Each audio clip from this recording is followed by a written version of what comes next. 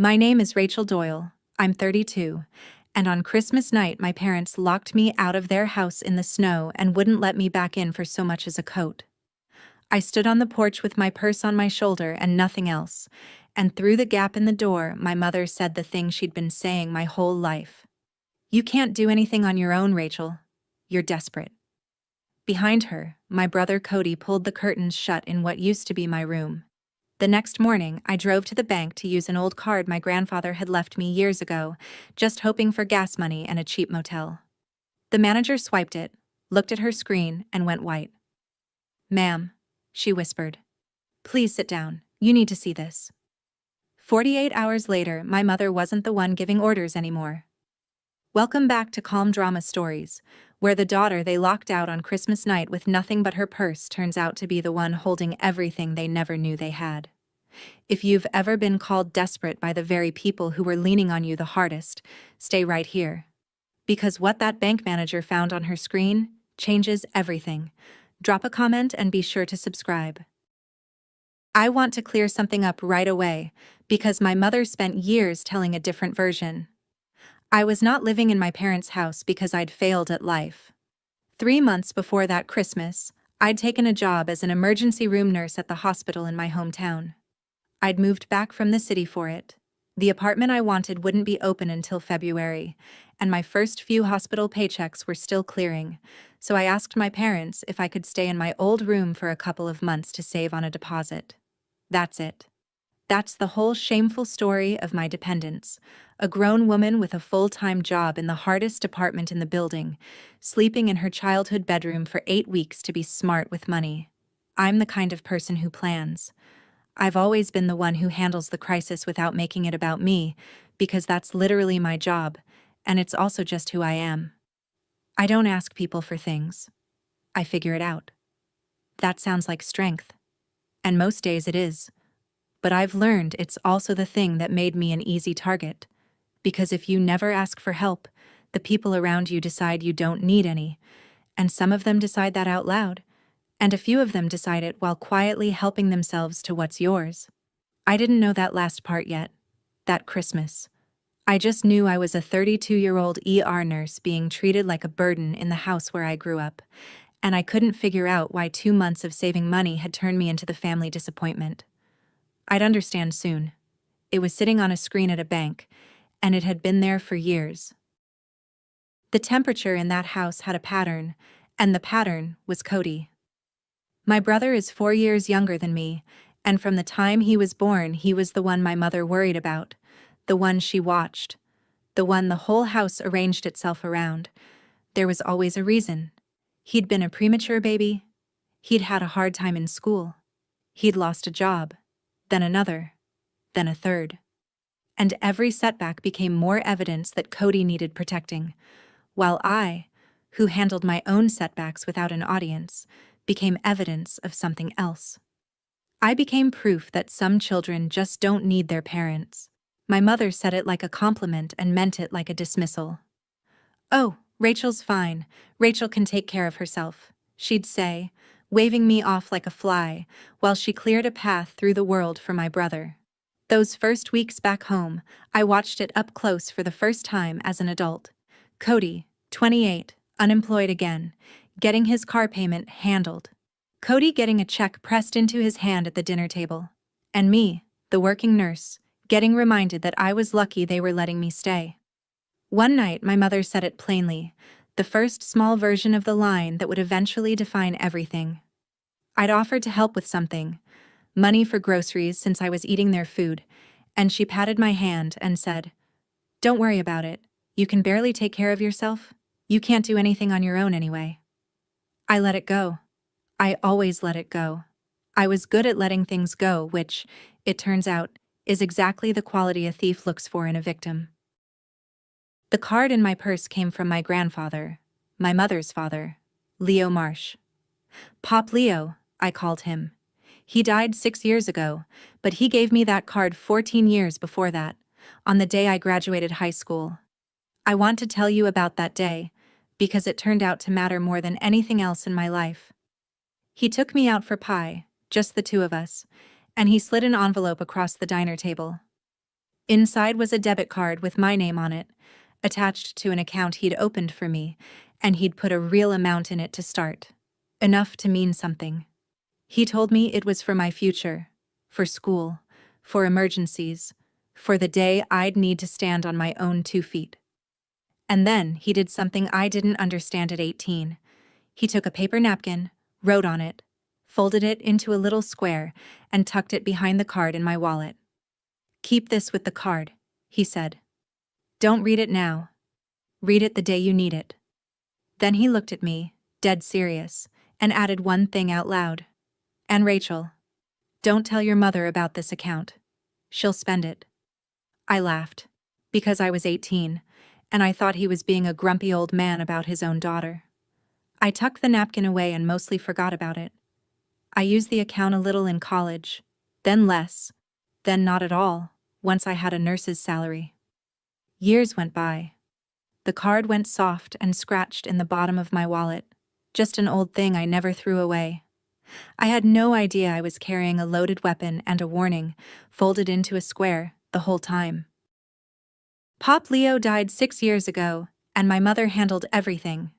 She was his power of attorney near the end, when his health went, and after he passed, she managed the estate, the accounts, the paperwork, all of it. I was 26 and grieving and living in the city, and I was glad someone was handling it, and that someone was his daughter, so why would I question it? At the funeral, I asked her, gently, whether Pop had left anything, any little keepsake or note, because he'd been the one person who really saw me. And my mother looked me right in the eye and said, "Oh, honey, your grandfather didn't have much at the end. There wasn't really anything to leave. Don't go getting your hopes up about an inheritance." I believed her. Of course I believed her. She was my mother, standing at her own father's funeral, and the idea that she would lie to me, there then, about that, never entered my head.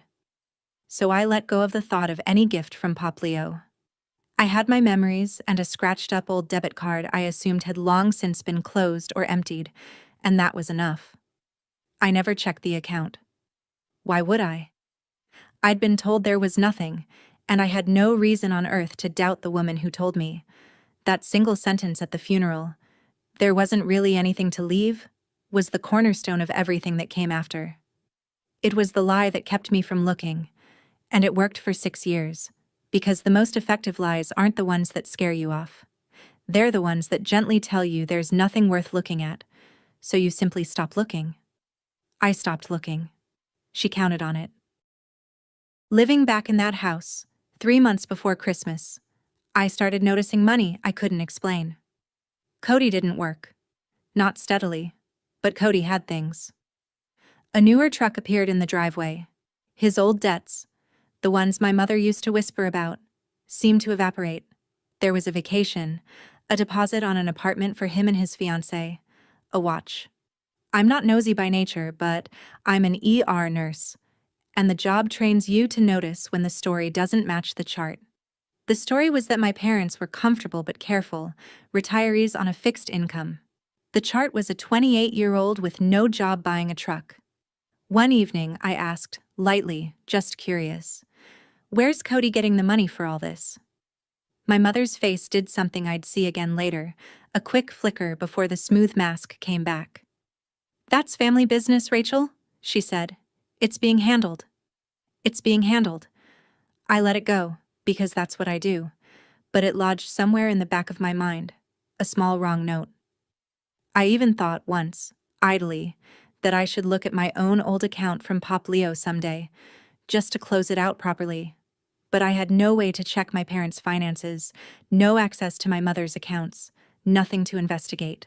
The wrongness was just a feeling, and feelings aren't evidence, and I had a demanding job and an exit plan and no real reason to start a war over a flicker on my mother's face. So I filed it away with everything else I'd let go. The truck, the watch, the flicker. I'd connect them all eventually, sitting in a chair at a bank, watching a stranger turn pale. But not yet. In early December, my mother announced the plan that would put me on a porch in the snow. Cody and his fiancée, Brielle, were going to move in. They needed a place while they got on their feet, which in Cody's case was a permanent address, and the place they needed was my room. The room I was paying nothing for, technically, but the room I'd been promised through February. My mother delivered it like good news. "It just makes more sense, Rachel. You're so independent, you'll land on your feet anywhere. Cody and Brielle really need the stability." There it was again, my competence weaponized against me. Cody's helplessness earned him a home. My capability earned me an eviction. I tried to be reasonable. I explained the apartment wasn't ready until February, that I just needed the 8 weeks, that I'd be out the second I could. My mother's face hardened in a way I didn't fully clock at the time. "Don't be dramatic," she said. "You'll figure it out. You always do."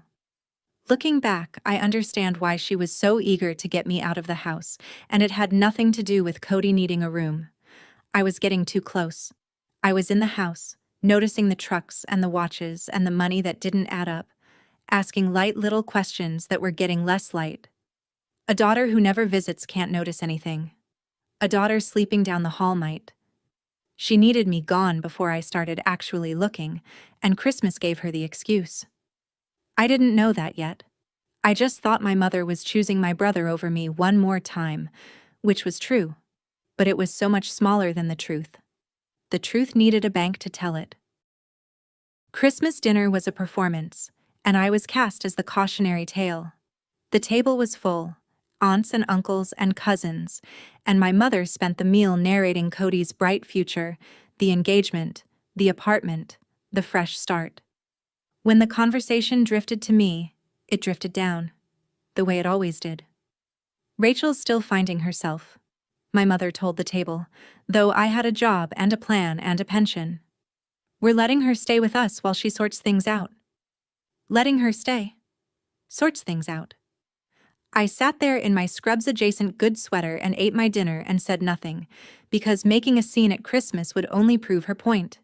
After dessert, my father disappeared into the den, which is what my father does when something hard is about to happen, and my mother followed me into the kitchen. "We think it's best if you go tonight," she said. Just like that. Tonight. Christmas night. I asked if she was serious. If I could at least stay until morning, pack my things properly. "Cody and Brielle are coming in the morning," she said. "And honestly, Rachel, the longer you drag this out, the harder you make it. You can't keep leaning on us. You need to learn to do things on your own." I went to get my bags, and she stopped me. Said they'd send my things along later, that I should just go, that I was making it a production. So I left with my purse and my coat in my hand, and nothing else. My mother stood in the doorway with the warm light behind her and said it. The whole sentence. The one I'll hear in my head forever. "You can't do anything on your own, Rachel. You're desperate." Then she shut the door, and I heard the lock turn. I sat in my car in their driveway for a while, engine running for the heat, snow filling in the windshield faster than the wipers could clear it. I'm not going to pretend I was calm. My hands were shaking, and not from the cold. But I'm an ER nurse, and the job has taught me one genuinely useful thing. When everything goes wrong at once, you don't get to fall apart. You triage. So I triaged. I had maybe $60 cash, a quarter tank of gas, and a credit card near its limit from moving expenses. I needed a place to sleep that wasn't a parking lot. I went through my wallet under the dome light, looking for anything, and my fingers found the old card. Pop Leo's card, soft-edged, the numbers half worn off. And tucked behind it, a little folded square of paper I hadn't looked at in 14 years. I didn't open the napkin that night. I was too tired, too cold, too close to crying. But I held that card and I thought, maybe there's $20 left on it. Maybe there's enough for a motel. My mother had said Pop left nothing, and I'd believed her for 6 years. So I wasn't expecting a miracle. I was expecting bus fare. I found a cheap motel off the highway, paid cash for one night, and lay awake deciding that first thing in the morning, I'd take that old card to the bank and see if my dead grandfather could buy me one more night indoors. That decision changed my entire life. The bank was a small credit union on Main Street, the kind with one teller window and a manager's desk in the open. I got there when it opened, running on no sleep and motel coffee. I slid the old card across the counter to the teller and gave an embarrassed little laugh. "This is really old?" I said. "It might be closed. I just want to check the balance. Maybe take out whatever's on it." The teller swiped it, frowned, swiped it again. Then she said, "Let me get my manager," in a voice that made my stomach drop, because I know that voice. It's the voice nurses use in the hallway when they don't want to say the bad thing in front of the patient. The manager came over, a calm woman named Joan Pruitt, and she sat down at her desk and pulled up the account, and I watched her face change. She read something, scrolled, read more. The color went out of her cheeks. She glanced at me, then back at the screen. Then she lowered her voice the way you do when you're about to hand someone news that's going to hurt. "Ma'am," she said, "please sit down. You need to see this." I sat. My heart was doing the thing it does in a trauma bay, that slow, heavy pounding. I thought, here it comes. The account's been drained. There's nothing. My mother was right. I'm overdrawn somehow. This is the final humiliation of the worst week of my life. I braced for empty. What Joan turned the monitor to show me was not empty. It was full of activity. Years of it. And not one transaction in that long scrolling list had been made by me. Here is what was on the screen. The account my grandfather opened for me. The one my mother swore at his funeral didn't exist. The one I'd assumed was empty or closed. Was still open. Still in my name. And it had been used as a piggy bank for years. There was a long history of withdrawals and transfers, dozens of them, going back well before Pop Leo died and continuing for years after. Regular amounts, sometimes large ones, and the transfers had a destination, listed right there in the bank's record, going to an account belonging to Sharon Doyle. My mother, the grandfather who'd handed me a card and a warning, had also put far more into that account over the years than I ever knew, building something for me, and my mother had been quietly bleeding it out the whole time. The balance remaining was a fraction of what the deposits and interest should have grown to. I sat there in that chair and I did the thing the job trained me to do. I didn't scream. I didn't cry. I asked questions. "These withdrawals," I said to Joan, keeping my voice level. "I didn't make any of these. Who authorized them?" Joan pulled up more detail, and her careful answer told me everything. For years, the access had been tied to a power of attorney, an old authorization from my grandfather's affairs. "But Ms. Doyle," she said slowly, "this account is in your name. You're the owner. And these transactions, especially the more recent ones, the ones after the date you're telling me your grandfather passed away." She stopped. She didn't have to finish. I understood. The woman who called me desperate, who couldn't take care of myself, who needed to learn to stand on my own, had been standing partly on my money for years. If you've ever been called useless by the very people who were quietly leaning on you, you know the cold feeling that went through me in that chair. Stay with me, because this turns, and it turns, legally. Comment "I see it" if you've felt this, and subscribe so you don't miss how it ends.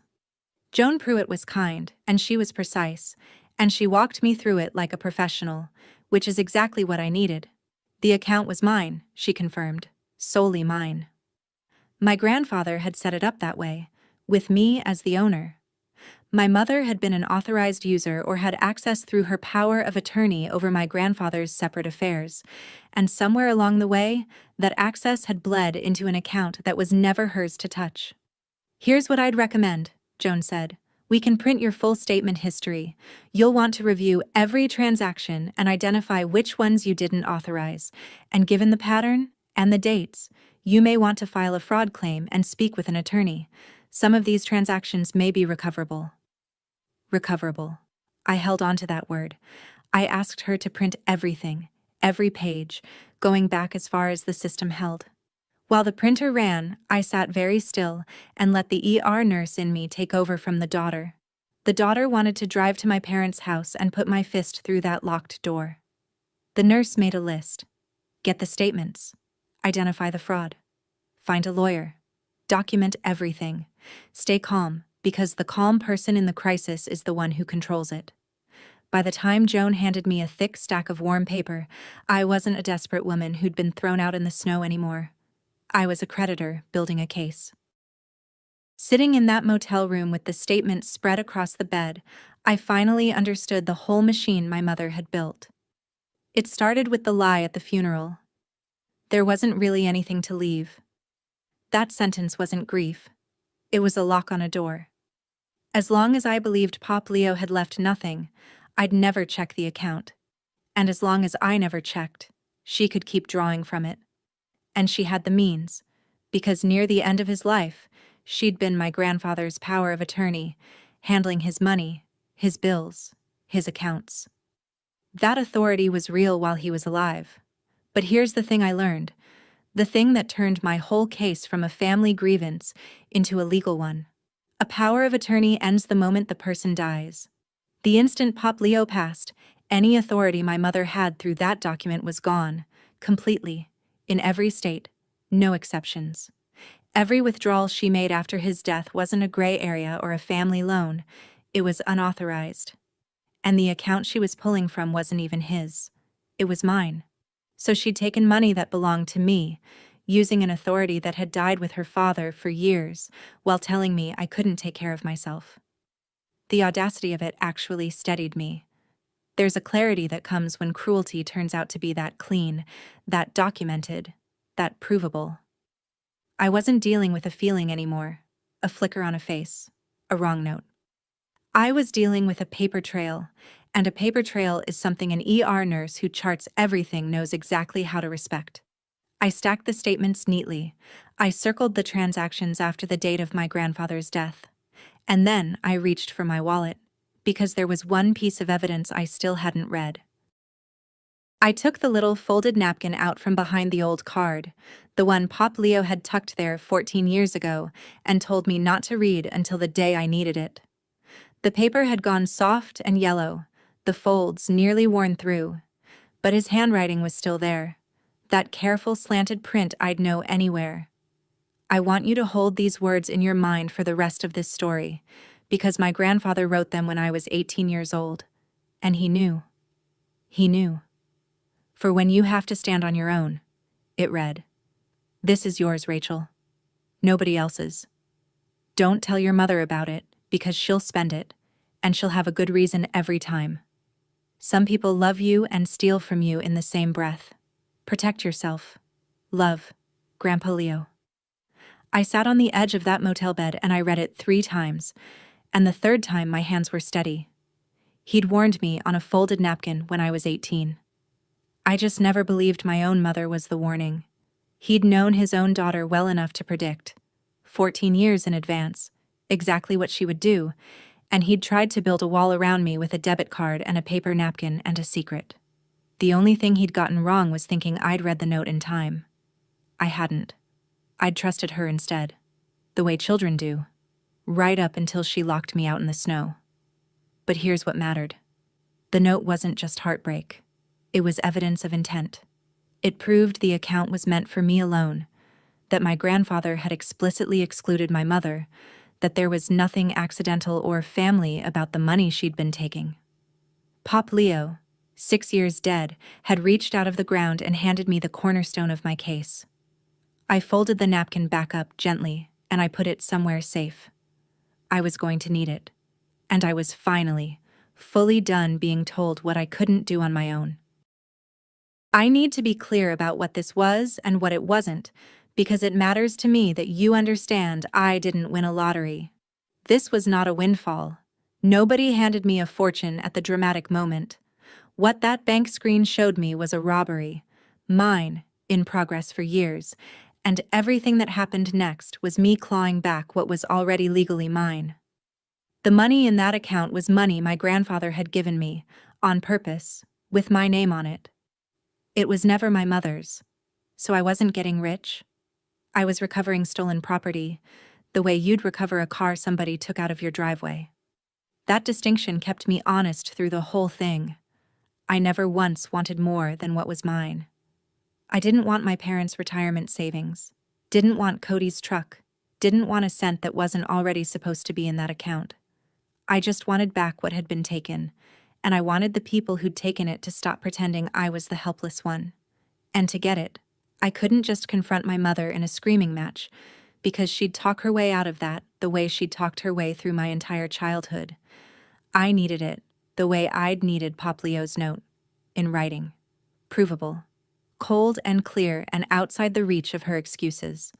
So I made a plan that night, an ER triage plan for my own family.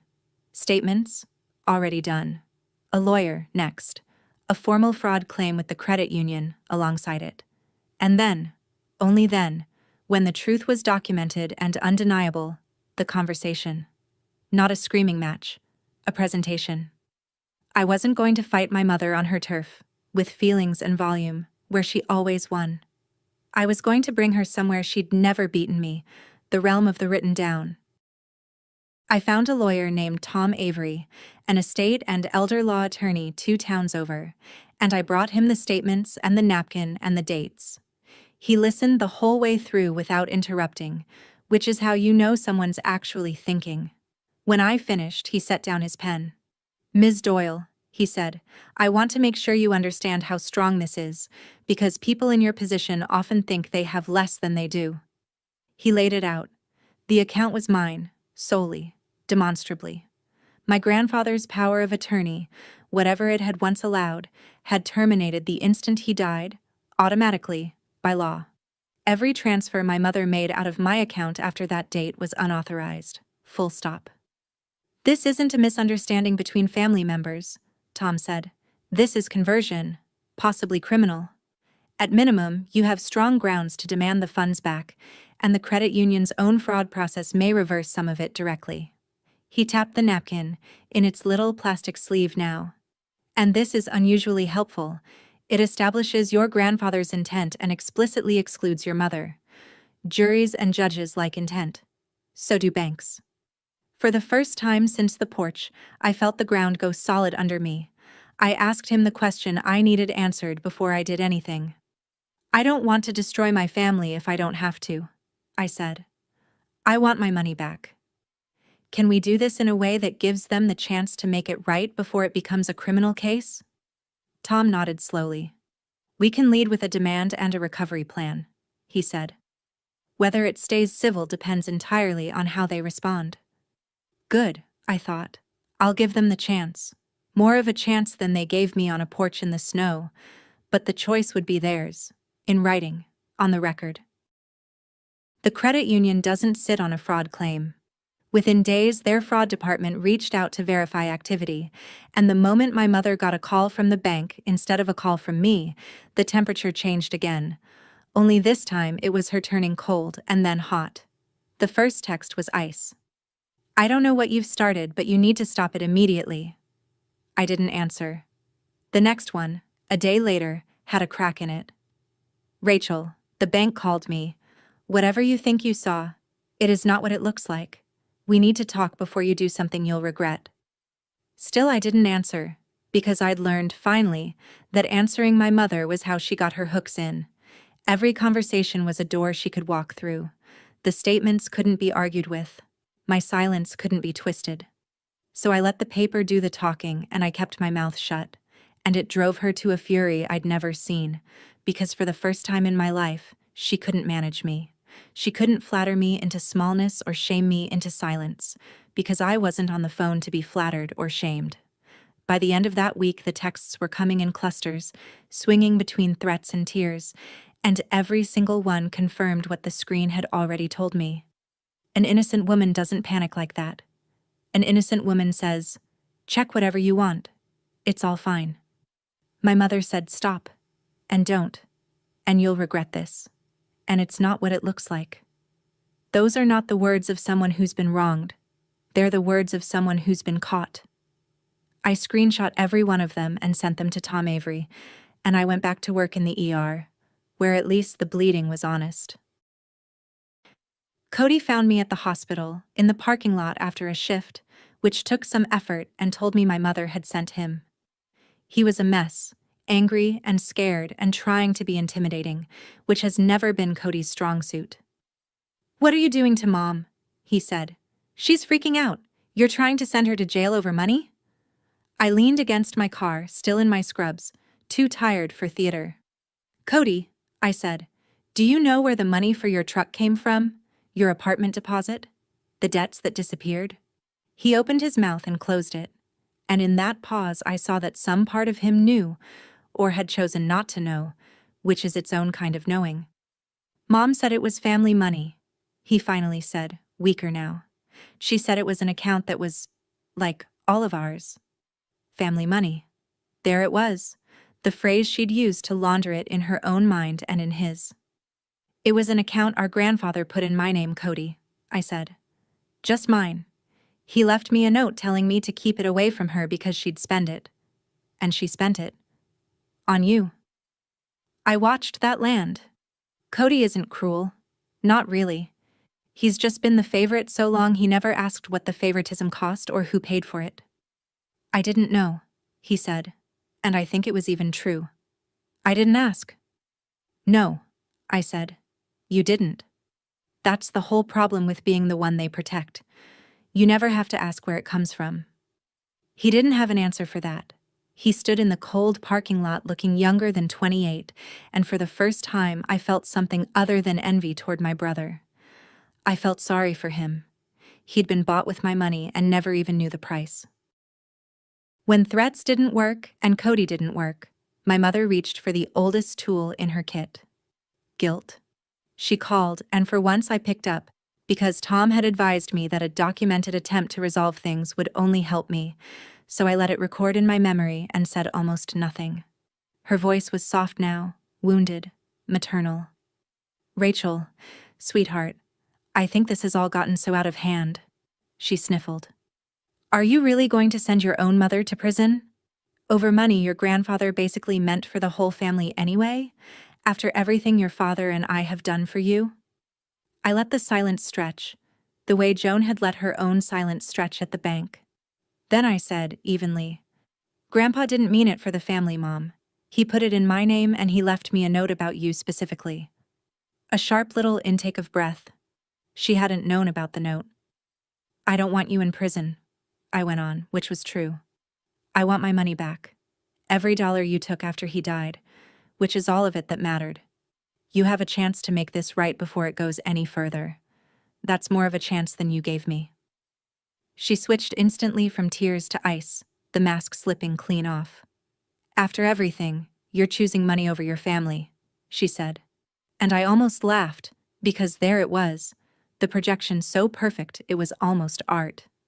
"No, Mom," I said. "You did that 6 years ago. I'm just the one who finally noticed." And I hung up, gently, while she was still talking, and I sat with my own steady heartbeat, and I realized I wasn't afraid of her anymore. You stop being afraid of someone the day you can see the whole trick. While my mother swung between threats and tears, the boring, beautiful machinery of the law just kept turning. The credit union completed its review and determined that a portion of the transactions qualified for reversal under their fraud policy, the cleanest cases, the unauthorized transfers with the clearest documentation. That money started moving back toward my account.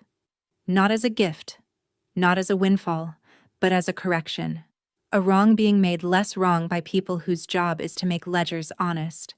Tom Avery drafted a formal demand letter laying out the rest, the full accounting, the dates after my grandfather's death, the legal reality that a power of attorney dies with the principal, the note, and a number, the total my mother owed me, calculated to the dollar. He sent it certified mail, the kind you have to sign for, so there could never be a question of whether she received it. I want you to notice how unglamorous this all was. There was no shouting, no dramatic confrontation in those weeks. Just statements and letters and a fraud analyst named Dave who called me twice to confirm details. That's how you actually win against someone like my mother. Not with a better speech. She'll always have a better speech. You win by moving the fight to a place where speeches don't count, where the only thing that matters is what's documented and what the law says, and on that ground, for the first time in my life, I was holding every card. My mother was used to winning the argument. She had no idea how to win the paperwork. And as the demand letter sat in her mailbox waiting for her signature, she did the thing people like her always do when they're cornered. She called everyone to the table. A family dinner, she announced, to settle this. As a family. My father called me the night before that dinner, and it's the closest any of them came to grace. He's a quiet man, my dad, conflict-shy to the point of cowardice, and he'd spent the whole crisis exactly where he spends every crisis, in the den with the door closed. But that night he called, and his voice was rough. "Rachel," he said. I knew. Just that, at first. Then it came out of him in pieces. He'd known your mother was taking from the account.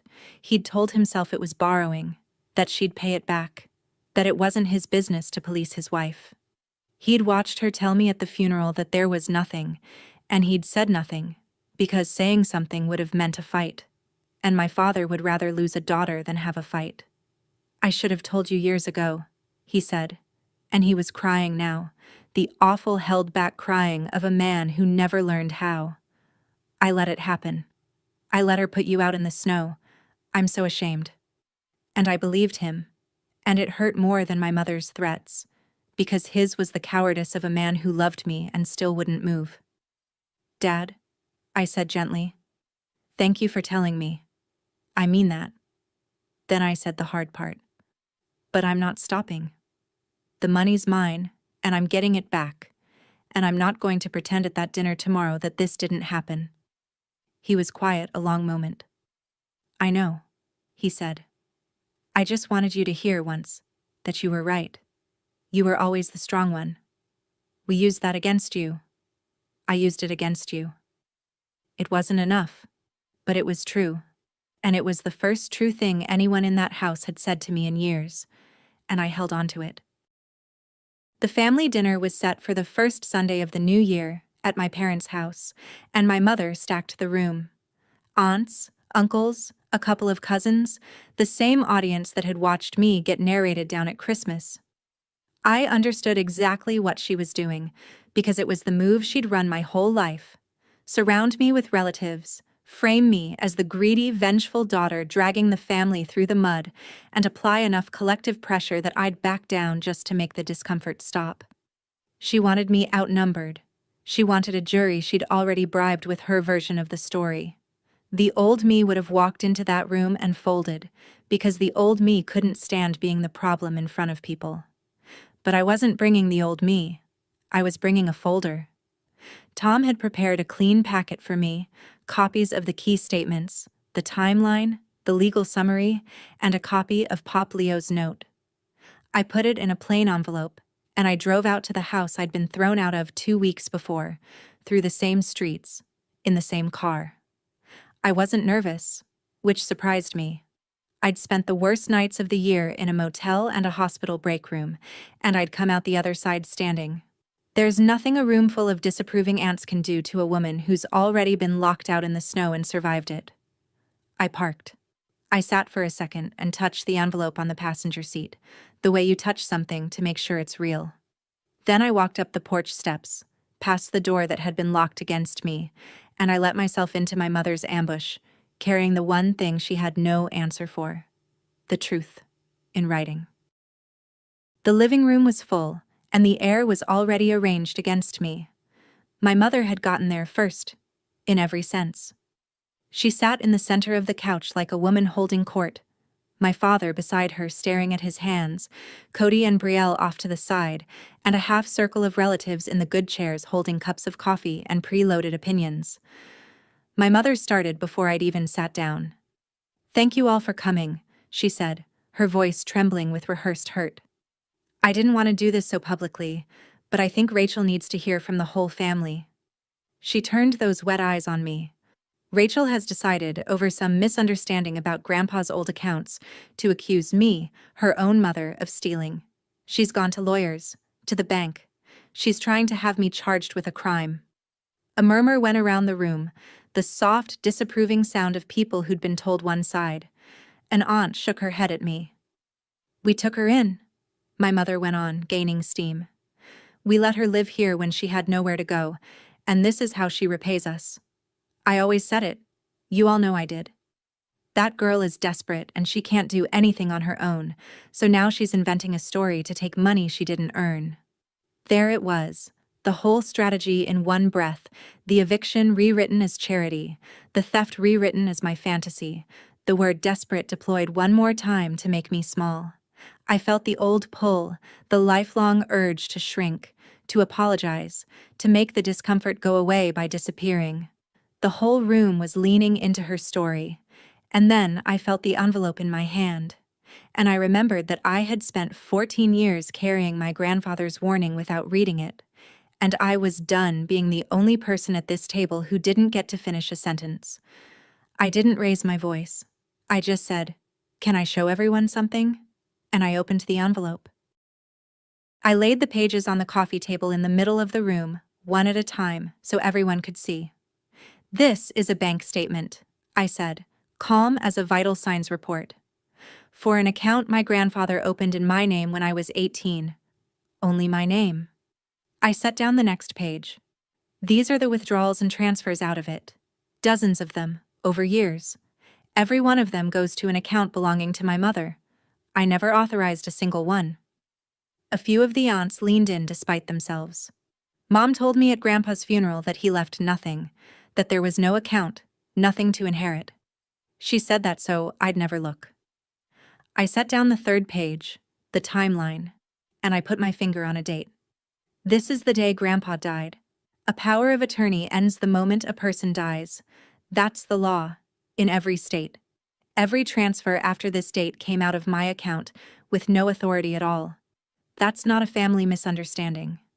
My lawyer calls it conversion. The bank calls it fraud, and they've already started reversing it." The room had gone very quiet. My mother's face was doing something I'd never seen it do. Cracking. And then I laid down the last page, the one I'd been saving, a copy of a soft yellow napkin. "And this is a note my grandfather folded into my wallet when I was 18. I only read it 2 weeks ago." I read it aloud, steadily. "For when you have to stand on your own. This is yours, Rachel. Nobody else's. Don't tell your mother, because she'll spend it. Some people love you and steal from you in the same breath." I looked up. He knew. 6 years before any of this, my own grandfather knew exactly what she'd do. That was when my mother came up off the couch screaming, "That money was for this family. After everything I did for you, you ungrateful, scheming, you'd humiliate me in my own home over money your grandfather would have wanted us to have." She was shaking, pointing, her composure gone completely. And the whole room was staring at her now instead of me, because a woman who's been wronged doesn't scream like that. A woman who's been caught does.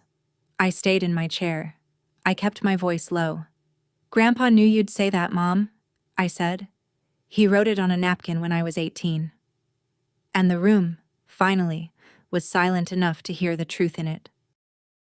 For a moment, nobody moved. Then my Uncle Ray, my mother's own brother, reached down and picked up the timeline and the statement, and read them slowly, the way a careful man reads. He looked at the date of my grandfather's death. He looked at the transfers that came after it. And he set the pages down and said, into the silence, not to me, but to the whole room, "She's not the one who couldn't take care of herself." It landed like a stone in still water. The word my mother had hung on me my whole life, desperate, helpless, can't do anything on her own, drifted across the room and settled, at last, on the person it actually fit. Cody made a weak sound of protest.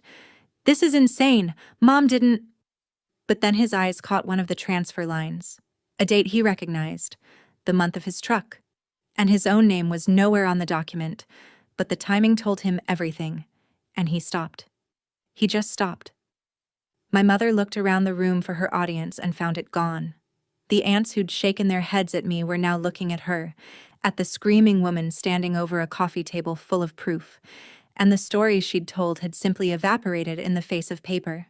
She turned to me, grasping, and reached one last time for the weapon that had always worked. "You can't do this," she said. "You can't do anything on your own." And I stood up finally, and I looked my mother in the eye, and I gave her sentence back to her with the only correction it had ever needed. "I did all of this on my own, Mom," I said, "including catching you." My father put his face in his hands. Nobody in that room ever called me desperate again. I didn't want to stand over my mother like a victor. That's not what Pop Leo's note was for, and it's not who I wanted to be when this was over. So before I left, I told them where things stood. Plainly, the way you tell a family a prognosis. "Here's what happens now," I said to the room. "The bank is reversing what it can. My lawyer sent Mom a letter with the rest of what she owes me and a plan to pay it back. If she signs it and makes it right, I'm not asking for anyone to be arrested. I don't want my mother in prison. I want what my grandfather left me, which was always mine." I looked at her. "But I'm not dropping the claim so this can be buried. It happened. It's written down now. And it doesn't get erased to keep the peace." I picked up my pages, all but the copies, and slid them back in the envelope. "I'm not going to be in this family's life the way I was. I won't be the strong one you lean on while you call me the weak one.